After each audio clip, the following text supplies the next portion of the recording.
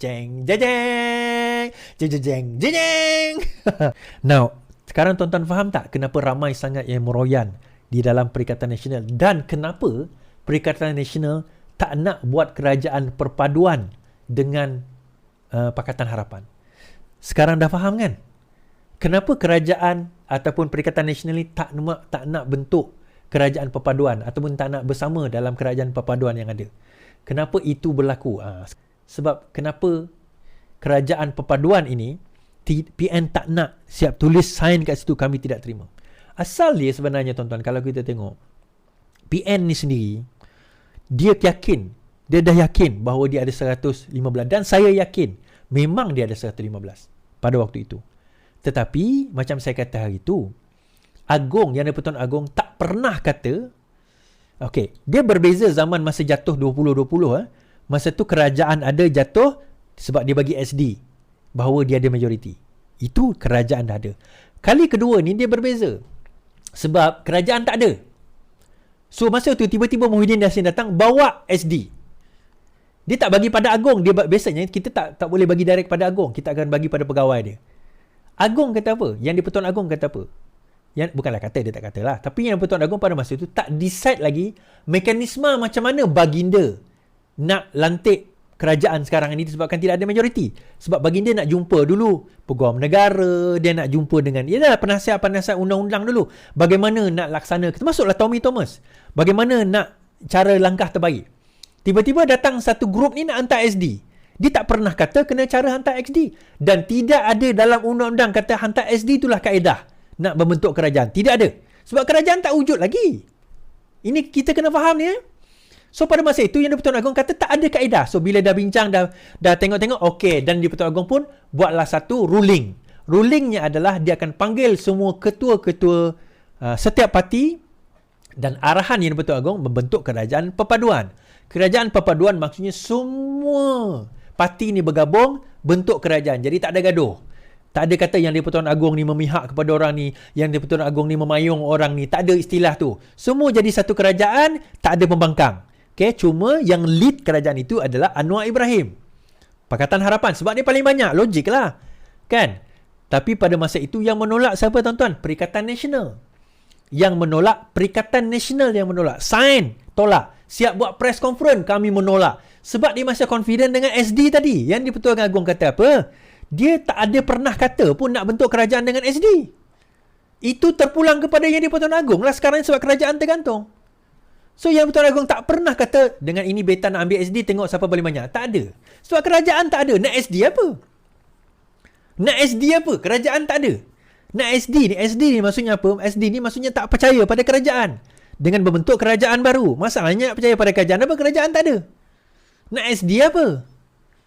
Jadi Agong sendiri tak bagi mekanisme nak bentuk kerajaan tu bagaimana.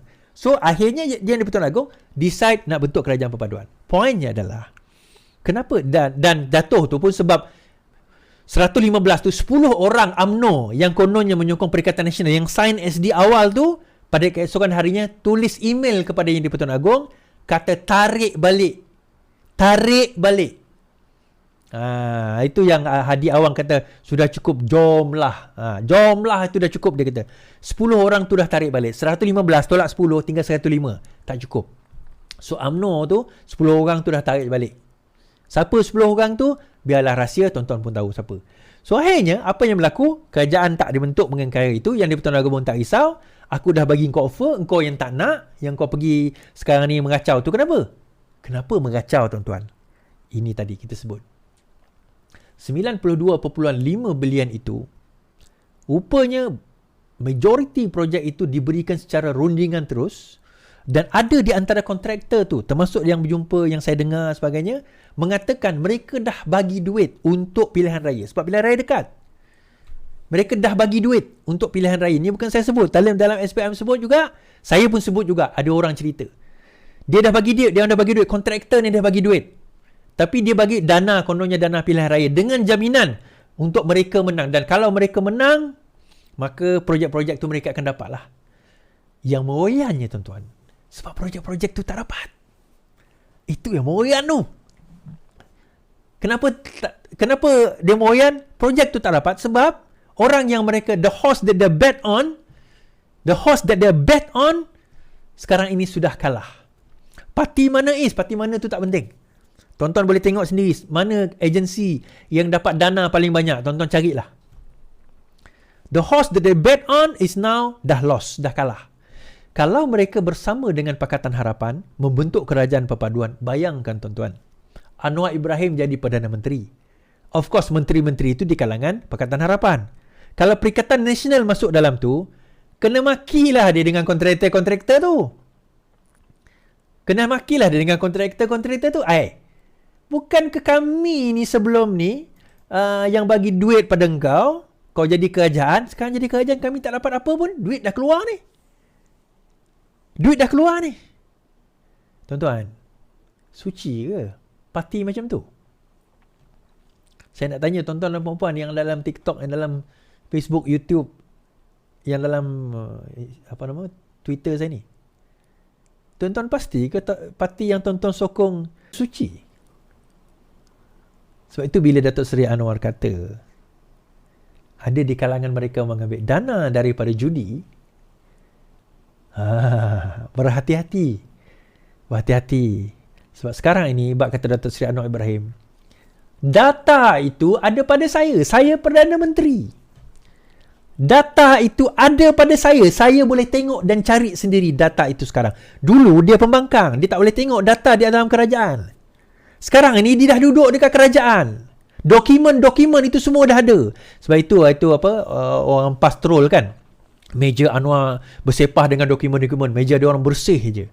Nak tunjuklah bahawa sebenarnya dia orang ni dah buat laksana kerja dengan baik. Dah bersih ni.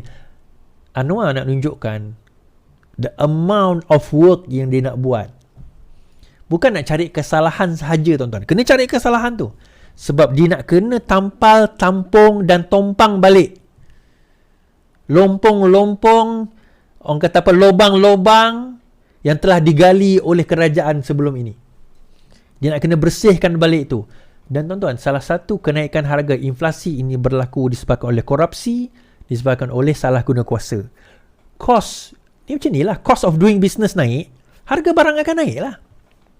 Nak dapat projek kena rasuah. Konon-kononnya untuk pilihan raya. Bila nak dapat projek untuk rasuah, duit rasuah tu tuan-tuan ingat siapa bayar? Tuan-tuan saya lah yang kena bayar. Betul? Rasuah dia dah ada kos. Contohnya kos dia 10 juta. Dia nak rasuah 1 juta. Kos dia jadi bukan 10 juta. Kos dia 11 juta. 11 juta tu bila dia jual, dia tak jadi 10 juta. Dia kena jual 11 juta. 1 juta tu dia transfer balik pada kita dalam bentuk jualan kos. Itu antara sebab inflasi. Cost of doing business. Tak percaya? Korang tak percaya corruption ni adalah antara penyebab inflasi. Penyebab kenaikan harga barang. Cost of doing business. Terima kasih. Hakikat. Kau percaya tak percaya? That's how it is.